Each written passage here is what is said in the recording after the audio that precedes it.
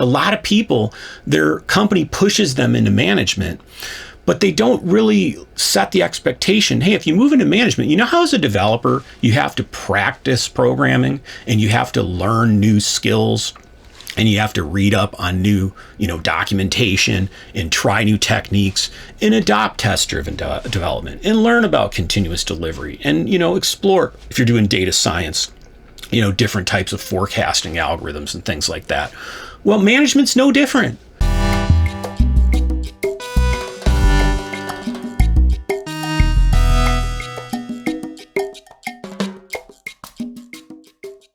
Are you considering switching into management coming from being a programmer or in DevOps or data science or some other individual contributor type of technology position? Well, in this episode, I'd like to share with you some of the things that I've learned are really important skills that you need to develop to be a really great and effective manager. These are the things that unfortunately I see a lot of people that get promoted. They aren't taught this. They aren't told this.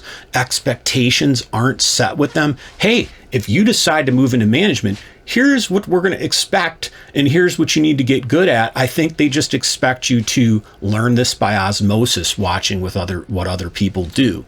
So I'd really like to share these things with you with the hope that if you're on the fence, if you're trying to decide, is it time for me to switch into management? This can ease your mind or at least let you know what you're up against.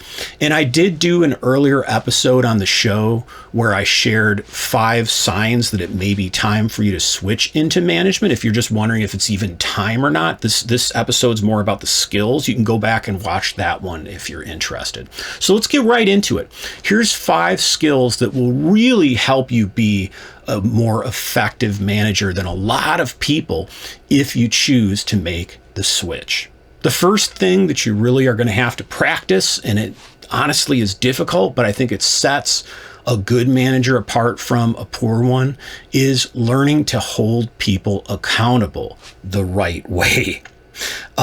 If you've been an individual contributor for a long time, it's easy for us to complain about other people. This person's not doing their job, or I was depending on this other person for doing their job. But when you are in management, often you don't get to just complain about it. You have to do something about it. And I think a lot of us think that holding people accountable means punishing people or making sure that circumstances or consequences happen to prevent it from happening again. And that ultimately is necessary sometimes, right? Disciplinary action.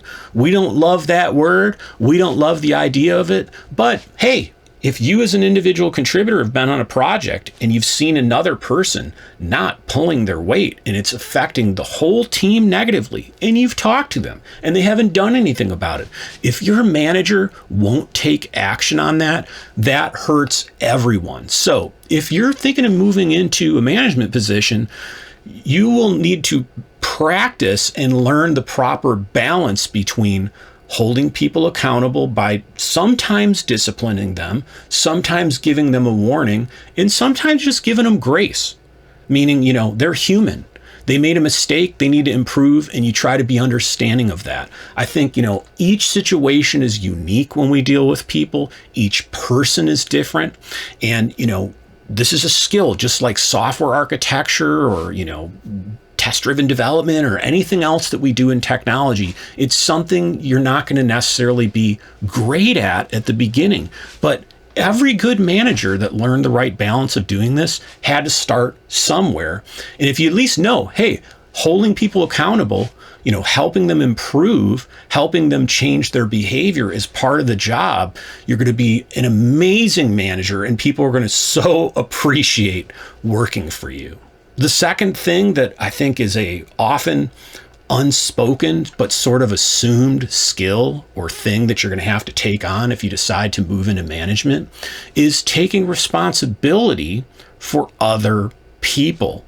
When we're an individual contributor and we don't do a good job, we don't write the code right, we set up the infrastructure wrong, we ran some database query that had incorrect results, we're held accountable. We have to fix it, usually. We have to go in there, make the wrong right.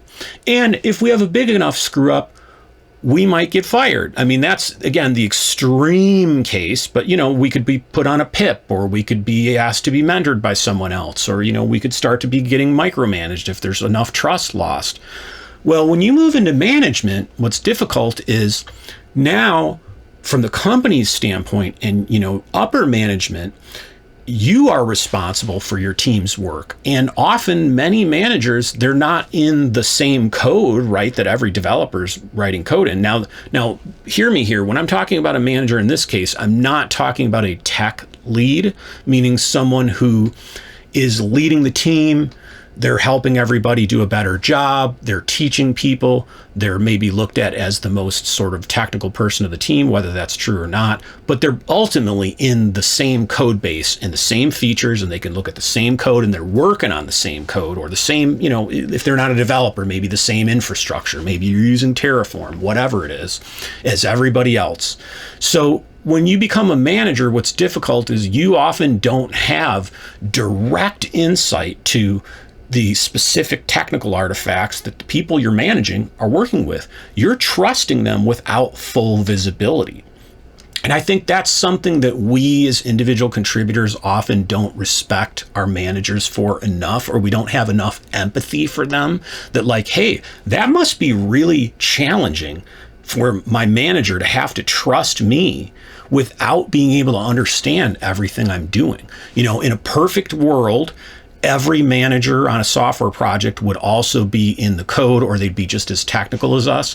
But, hey, I think if you've been on a significant software effort, you've also just experienced where team members don't even necessarily understand all the code of the whole project, right? A modern software project, depending on the scale and the customer and, what the solution is, many times is too big of a code base for any one person to know all the code intimately. So if you're considering moving into management, consider that if people underneath you don't get their work done, they fail to meet deadlines, and you can't renegotiate it sort of with your boss, or there's quality problems, even though you don't have the visibility into that, you may actually be the one held responsible. You could get the disciplinary action basically handed out to you as a manager on behalf of the failure of the rest of the team. And this is a serious responsibility to take on if you're going to consider getting into management.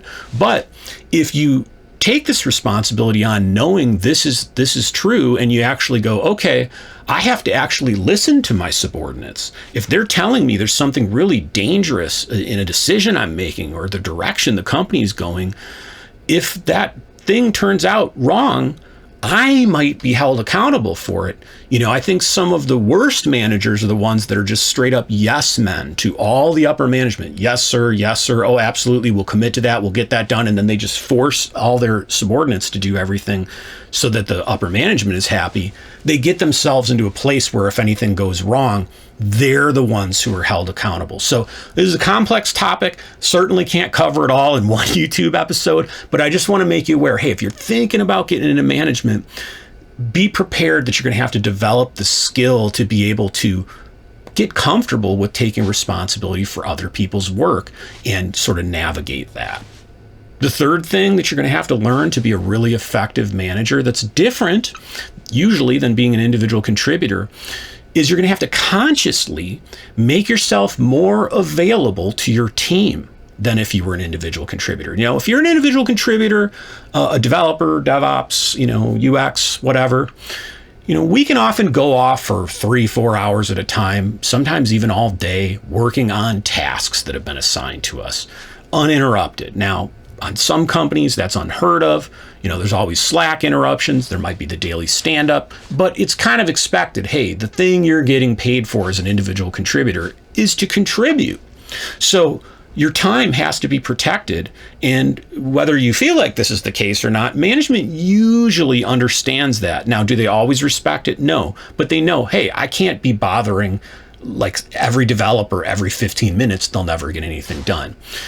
As a manager, though, you are really critical to smoothing out communication, dealing with interpersonal issues. If people get sick, there's a lot of stuff that affects the whole team that one individual contributor, they can't fix it themselves. They're not empowered. They don't have the relationships or the responsibility or authority to fix those. You do.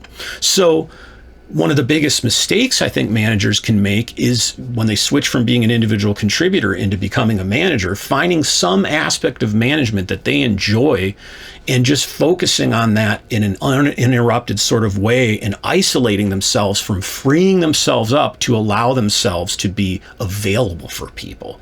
And so if you want to switch into management and be an effective manager, much like we as developers have to have buffer time in our estimates so that if, tasks take longer because of, complexity we didn't know we were going to run into or unplanned meetings, we still get close to hitting our original estimate.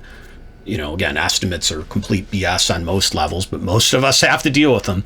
As a manager, I think you have to build into your schedule or just the way that you choose to work buffer time so that you're available, leaving yourself communication channels like Slack or, answering your phone or being available on email so that if people have problems, they're not blocked for half a day. You can really step in and take action and unblock them and keep them going. And that's one of the biggest things I would consider, you think about if you're thinking about moving into management is if you're the type of person that hates getting interrupted, you probably are not going to enjoy this job because really to be good at it, you have to be somewhat of a servant. You have to be somewhat of a person that is willing and wants to help out people when they're struggling or just, yeah, no problem. I'll come in and fix that. Or sure, I can talk to, my manager about that issue. Or yeah, let's get the product manager. If you got a willing, positive attitude about serving your team and helping people adapt and get stuff done, you can be an awesome manager, though, if that's the attitude you have instead. And hey, if you're considering moving into management and you're just wrestling with, gosh, Jamie's talking about these different skills I got to learn. Maybe you watch the other episode where I talked about, deciding whether it was time. And maybe you're new to management. You just switched into it. You've been in it for a while. You're looking for kind of tips from other engineers or technical managers, or you're just kind of wrestling with all these career decisions that are in front of you today. I want to encourage you to consider joining my Patreon or my YouTube membership. These are some really cheap ways that you can support the content, help me continue to make these episodes, but also you can join my Discord server. And there's a great community that just continues to grow on there of fans of the channel who are supporting it, my career coaching clients, people who've actually paid me a lot of money to coach them one-on-one. They get, basically lifetime access to Discord. People have bought my courses, but these are people who I think are amongst the most positive and sort of empowering people that interact with this channel. So if you like this kind of content and you like the idea of getting to know other people who kind of have similar views on software development and how we should work together and treat each other as I do, check out the link in the description and consider joining. The fourth thing that's just essential if you're going to consider switching into management is to decide to consciously and intentionally study and practice management. Management is a skill. There's a series of skills: persuasion, building confidence, having empathy, listening, discipline. There's all these different things. And I think many people get the opportunity to move into a management position and their company maybe offers them more money. I talked about this in the episode about why tech lead is the worst position for many programmers. You can go back and watch that one if you haven't already.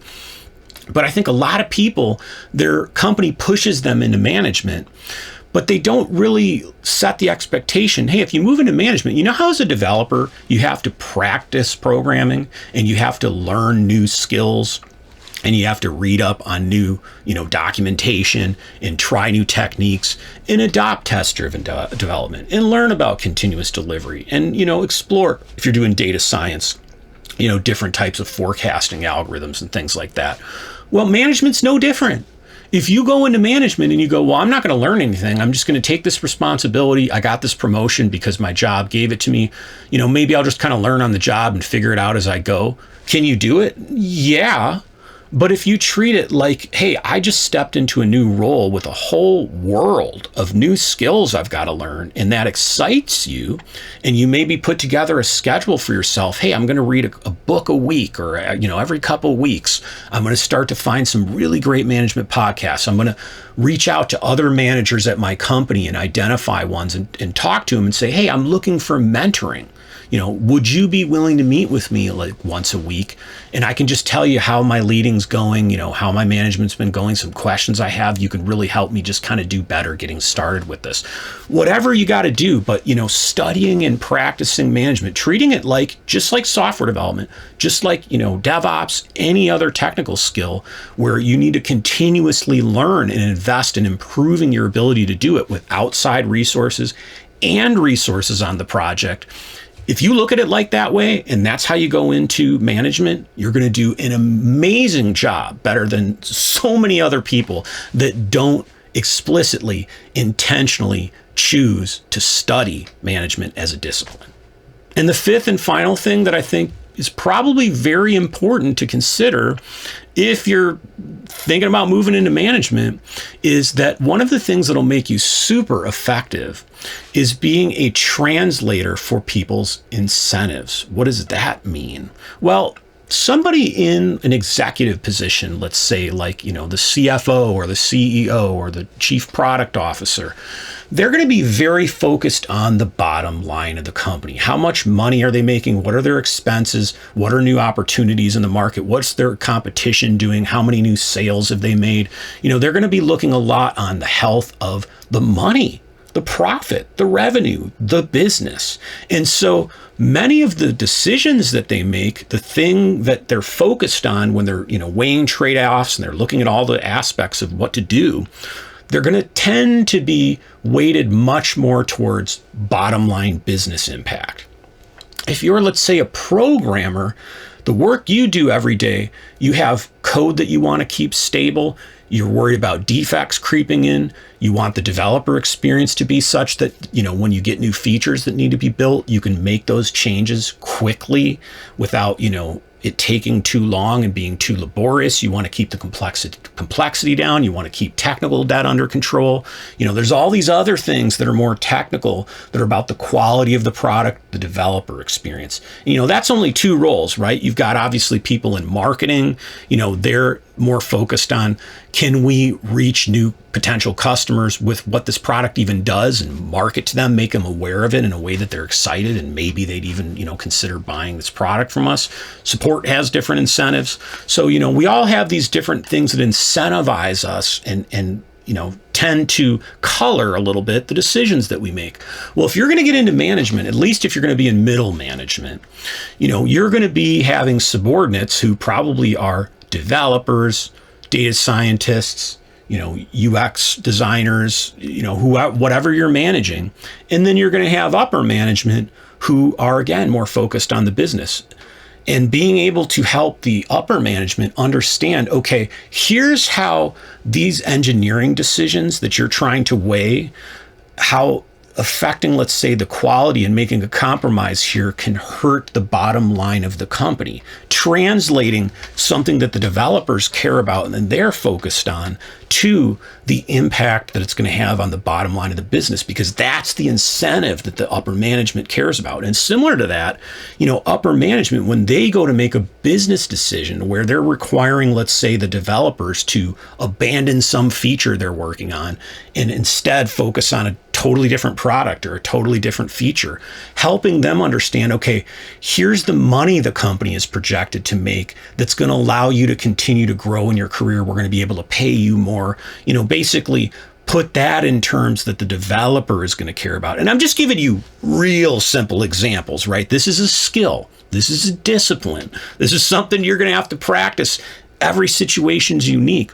But, if you want to be a really effective manager moving from a technical individual contributor role, being aware that being an incentives translator, being able to, make each side of two different parties that are completely motivated different ways, where they care about the other person's, decisions and the things that care to them, it's a superpower. I learned this, not to the level that I'd say I've completely mastered it. It's a career-long skill, but I started to learn this in my mid-20s when I first became an architect, just translating between, like the director and the CTO and the developers that I was, architecting solutions for that we're going to use on their projects, and the tech leads.